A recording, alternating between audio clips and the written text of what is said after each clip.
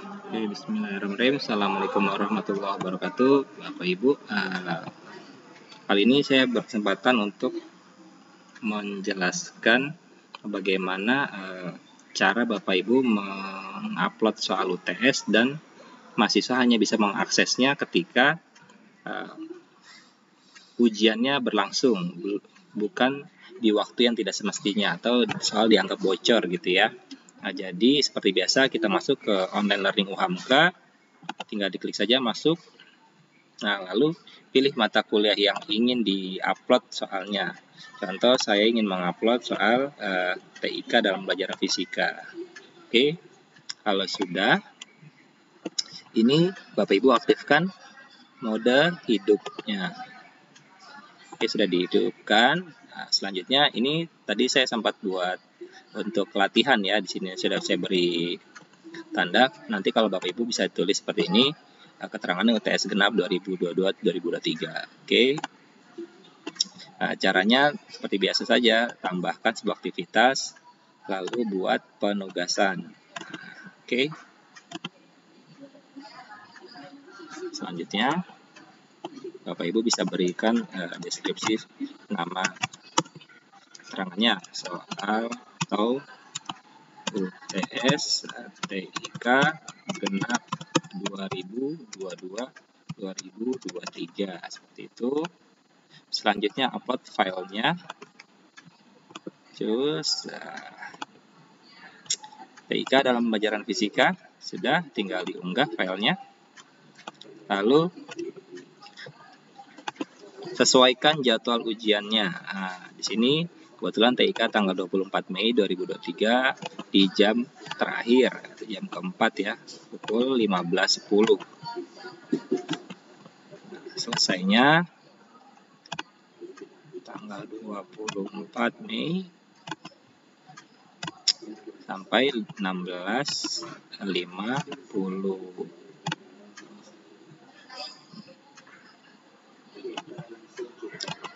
Oke, biasanya di mata kuliah saya itu ada yang suka telat mengumpulkan. Nah, saya beri waktu toleransi biasanya 10 menit Bapak Ibu semua.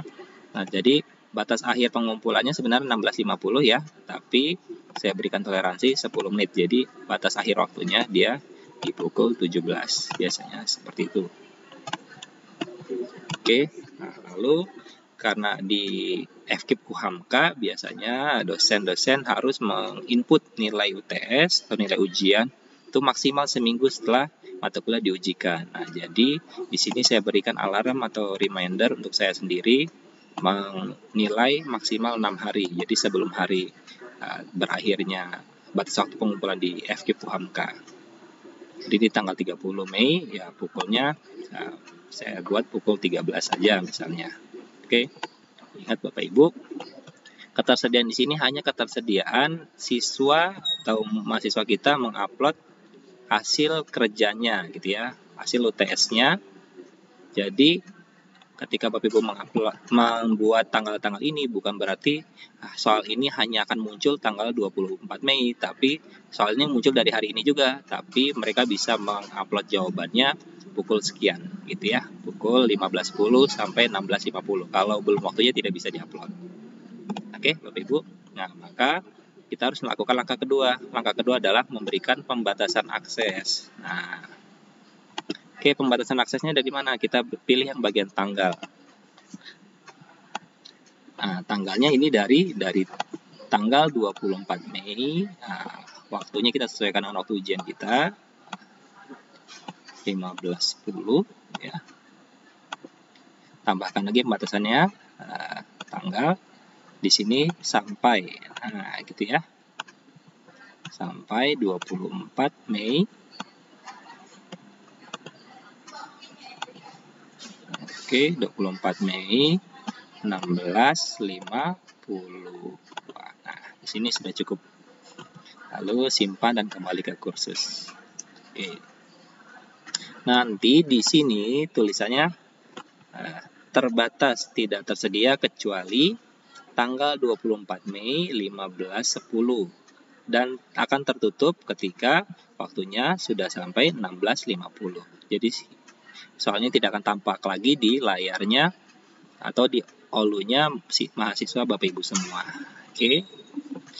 Oke, kita akan memberikan contoh perbedaannya ketika Bapak Ibu tidak memberikan restrict. Dilihat ya. Tambah, misalnya, ini saya berikan contoh sedikit.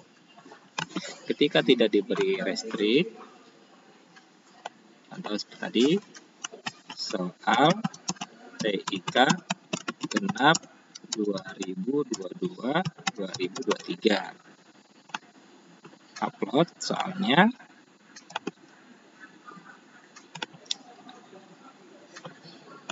Oke, diunggah. Pilih tanggal 24 Mei 15.10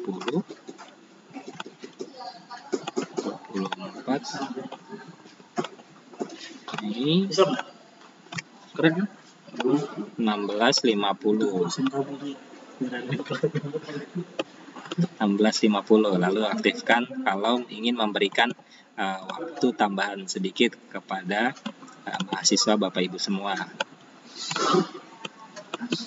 Oke, di sini 20 pukul 13. Oke, nah lihat Bapak Ibu, ini saya hanya berikan ketersediaan saja, tidak saya berikan pembatasan akses.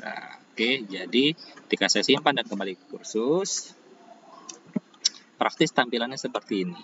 Nah ya, soal ini ketika dilihat dari olu mahasiswa sudah tampil Bapak Ibu dari mulai hari ini. Ya, kalau yang atas ini dia baru tampil ketika tanggal 24 Mei 2023. Oke, bentuknya sama. Kalau ini dua-duanya ketika mahasiswa klik, dia harus mendownload di sini gitu ya Bapak Ibu ya. Nah, download. Nah, dia akan membuka seperti ini soalnya. Oke, Bapak Ibu semua. Atau ada satu lagi modelnya ketika anak-anak tidak perlu download Bapak Ibu. Jadi Bapak Ibu tambahkan seperti biasa. Ini penugasan. Tambahkan. Nah, biasa diberi judulnya TIK genap 2022-2023. Lalu Bapak Ibu masuk ke file yang sudah diupload di drive Bapak Ibu semua. Contoh di fisika soal itu biasanya disimpan di Google Drive Prodi gitu ya. Nanti Bapak Ibu tinggal klik filenya saja. Di sini file soal saya TIK pembelajaran fisika, diklik 2 kali, dia akan tampil seperti ini. Lalu Bapak Ibu pilih Open New Windows. Nah, selanjutnya akan tampil soal yang sama seperti tadi. Tinggal dipilih lagi ya Bapak Ibu. Oke. Nah, tidak tampil bagian embedded-nya. Saya harus menggesernya biar tampil bagian embedded-nya.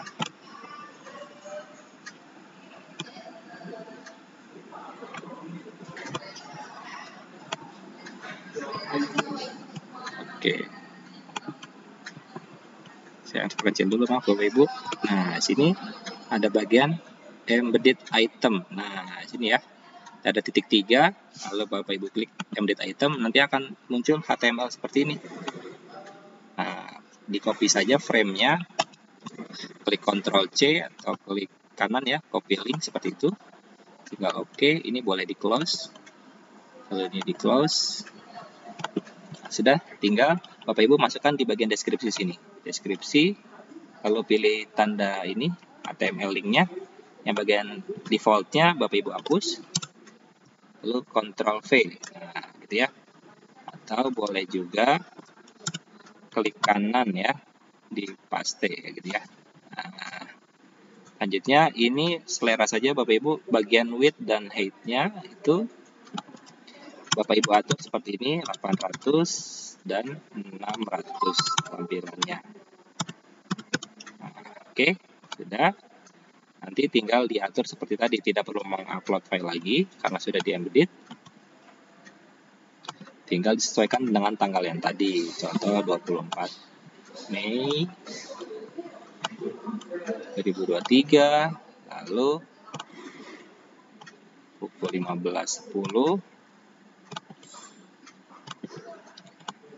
Oke, sama seperti tadi langkahnya, ini tinggal berulang saja.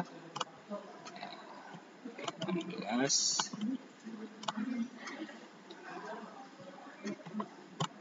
50. Nah, selanjutnya 24 Mei 17.00.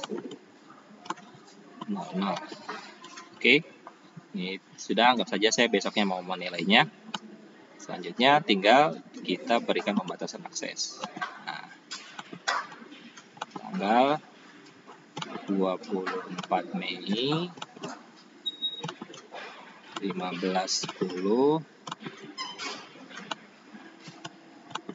lalu tanggalnya lagi sampai 24 Mei 16.50. Oke, kita simpan, kembali ke kursus. Nah, ini tampilan akan seperti ini Bapak Ibu. Jadi ketika nanti anak-anak klik, ini sudah tampil. Ketika anak-anak klik, dia klik seperti ini. Nah, dia langsung melihat soalnya tanpa mendownload Bapak Ibu. Tinggal dilihat saja soalnya, dibaca, difokuskan seperti ini. Jadi anak-anak itu bisa hanya membuka satu tab saja di internetnya. Jadi terlihat seperti ini. Kalau ini saya hapus, dan dia hanya cukup membuka satu OLU saja. Nah, seperti ini ya. Jadi kelihatan kalau ada yang mau membuka history baru gitu ya, atau membuka tab baru dalam mengeksplor internet padahal tidak diizinkan, seperti itu. Oke, sekian tutorial dari saya. Semoga bermanfaat bagi Bapak Ibu semua. Assalamualaikum warahmatullahi wabarakatuh.